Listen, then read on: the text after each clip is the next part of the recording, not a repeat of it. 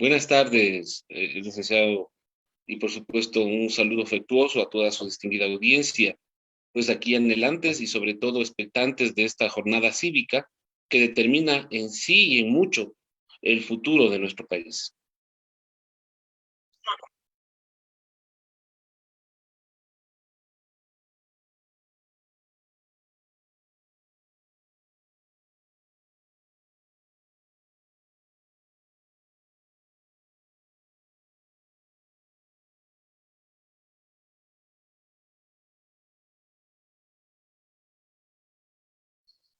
Bueno, expectantes todos los ecuatorianos, creo yo, y es un sentimiento generalizado, por eso digo, me refiero a plural, en plural, dado que ha habido muchos comentarios y sobre todo antecedentes al respecto de deficiencias y sobre todo de una ausencia de claridad por parte de las autoridades del Consejo Nacional Electoral para manejar este tipo de procesos, este tipo de procedimientos.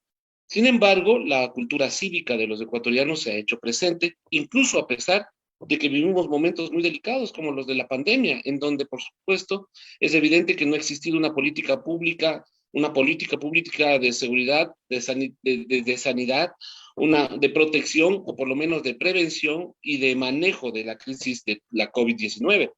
Entonces, con todos estos elementos que le menciono, creo que el aporte y la cultura cívica de los ecuatorianos se hace presente, incluso a pesar de estas dificultades. Los informes de estas anomalías, de estos inconvenientes que se han dado, son parte del proceso eleccionario y espero que no vayan a más. Es nuestro anhelo que no vayan a más porque, como he dicho, a pesar de todos estos inconvenientes, tenemos que presenciar que las autoridades también, o exigimos, al menos es nuestro anhelo, de que las autoridades estén a la altura de la responsabilidad cívica y de la voluntad que todos los ecuatorianos estamos mostrando. Es un sentido mínimo de responsabilidad lo que nosotros pedimos, así es.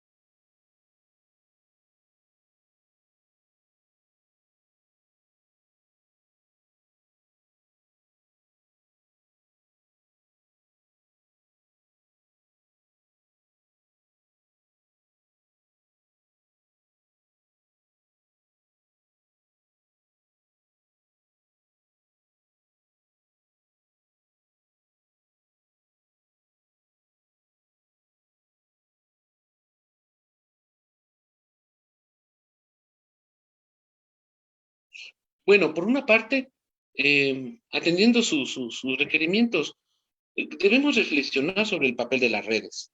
Cómo las redes han influenciado directamente sobre la presencia de los actores políticos, predominantemente en todos aquellos sectores sociales en donde se utilizan o en su mayoría tienen acceso a una señal de la Internet y sobre todo a plataformas que permiten conectarse directamente desde sus propios códigos comunicacionales con los actores políticos.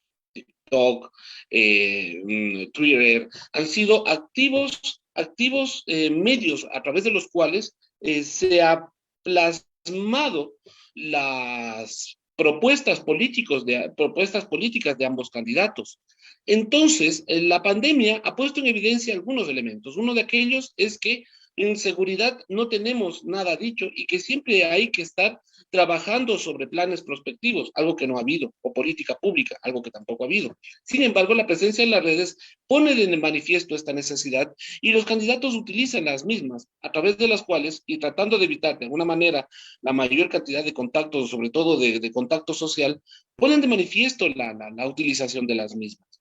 Ahora, ¿cómo se puede ver esto? ¿Y cómo se vislumbra en la escena internacional en la lid política o el sistema o participación política de los ecuatorianos a nivel internacional, precisamente a través de las redes, precisamente a través de medios que no han sido formales o que no han tenido el uso de la formalidad habitual como nosotros lo conocíamos antes de la pandemia. Los tiempos de pandemia y pospandemia van a ser una proliferación masiva no solamente de hechos comunicacionales a través de las redes, sino también de manifestaciones y construcciones de lo político a través de las redes. Vemos como algunos gobiernos en el Asia están ya planteando la creación de ministerios de la Internet o ministerios digitales, precisamente para dar una lógica y administrar en lo posible todas estas manifestaciones de orden social que aparecen y de los cuales los gobiernos tampoco tenían una previsibilidad adecuada, como por ejemplo pandemias, casos de desastres naturales y como lo que estamos atravesando.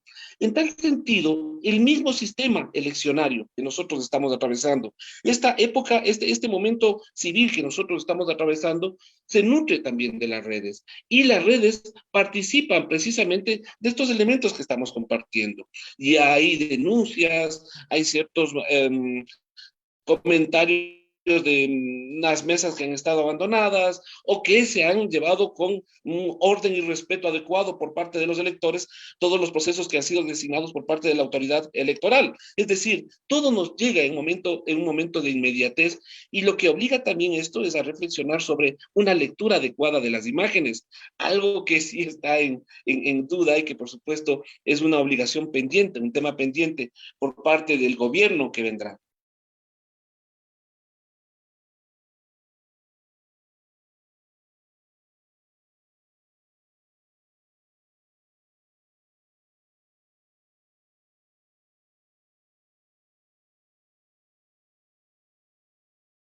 ¿Sí?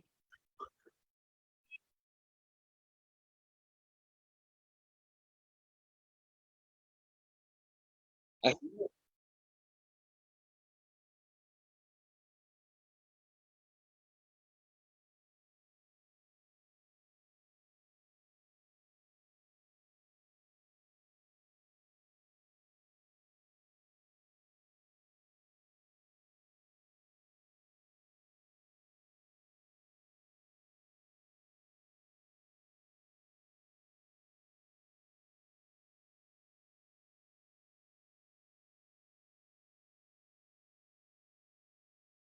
Se habla mucho de la democratización de la Internet, es decir, que no tenga restricción y que tenga acceso directo a muchos de los espacios sociales sobre los cuales no, o en los cuales no ha llegado la señal.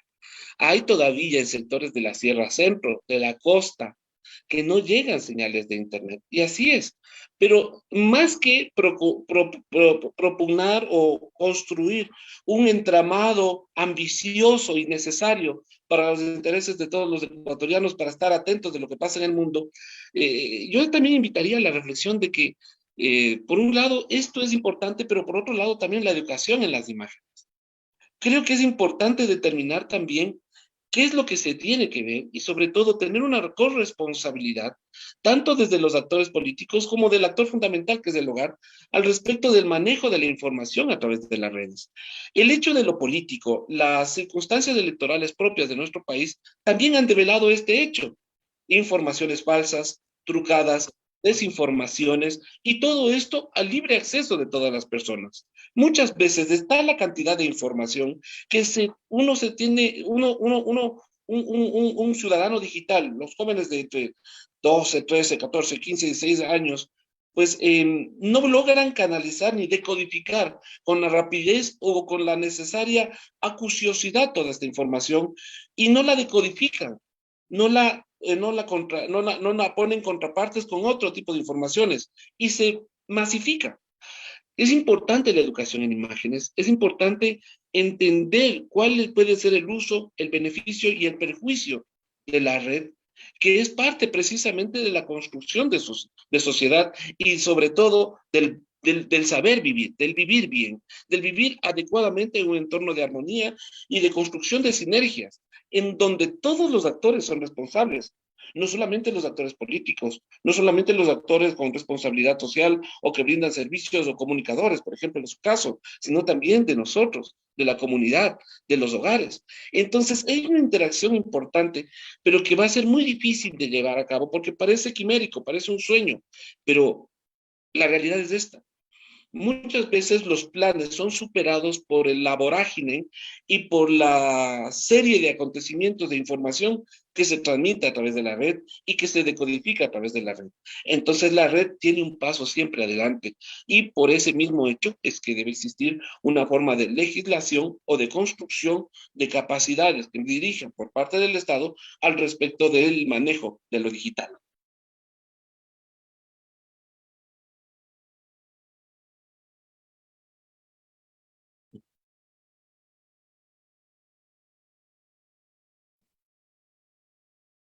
Ya, así es para todos.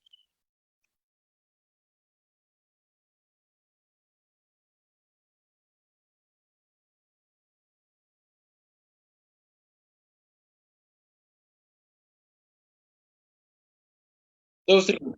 Ujú.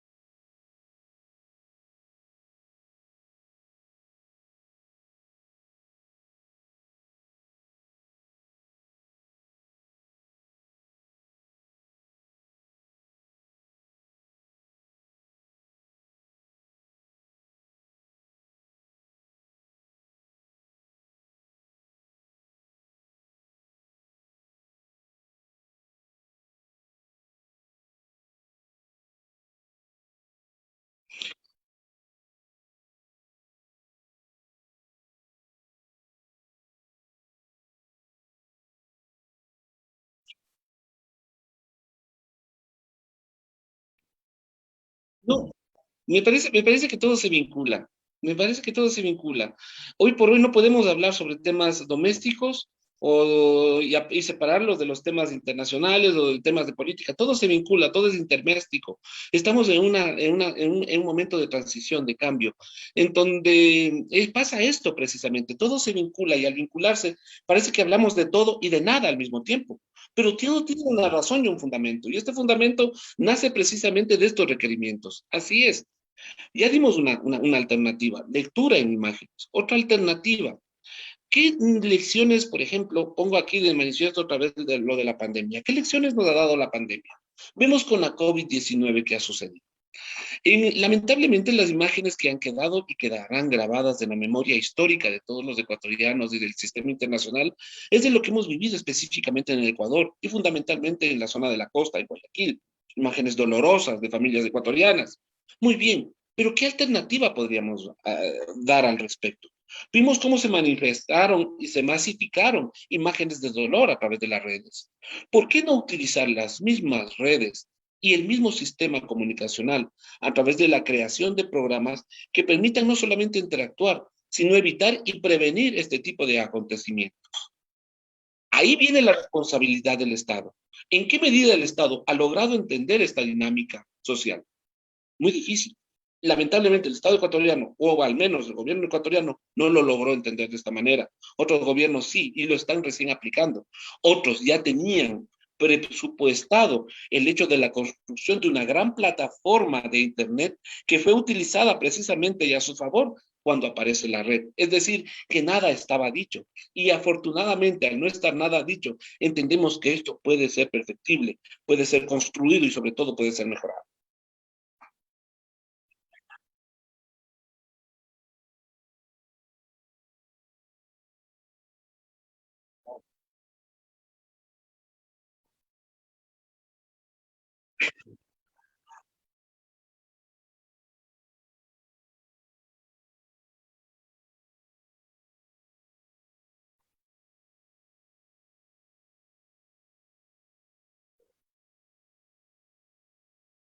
Mire cómo salió, mire cómo salió, mire cómo salió el tema. Recuerdo también las redes, por ejemplo, en el caso de la elección del presidente Bolsonaro en Brasil. Se hicieron públicas las imágenes de ese lamentable acontecimiento donde él fue, pues, acuchillado, si se quiere, en un mitin público.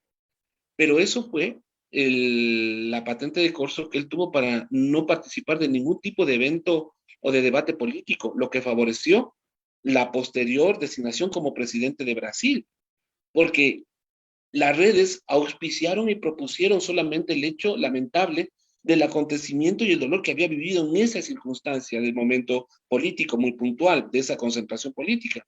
Pero no se puso de manifiesto en ningún momento un debate o un tamiz analítico al respecto de cuáles eran las posibles o potenciales propuestas que podía tener el candidato Bolsonaro en ese momento. El papel de las redes fue fundamental. Hoy vemos también cómo el papel de las redes es fundamental y por eso los candidatos empezaron a utilizar una plataforma que es utilizada por miles de jóvenes, por millones de jóvenes, utilizando sus propios discursos, sus propios debates. Vemos como en Perú, que se encuentra más o menos también en un proceso eleccionario, no similar al nuestro, pero estamos en tiempos electorales.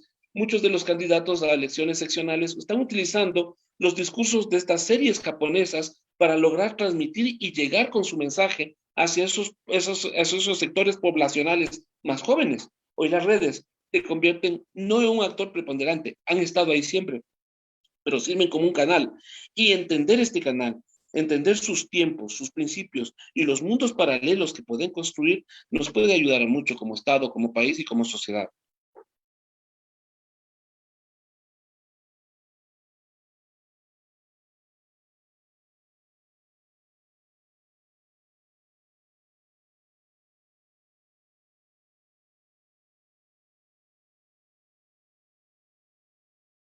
A ustedes muchas gracias y un abrazo fuerte a la distancia.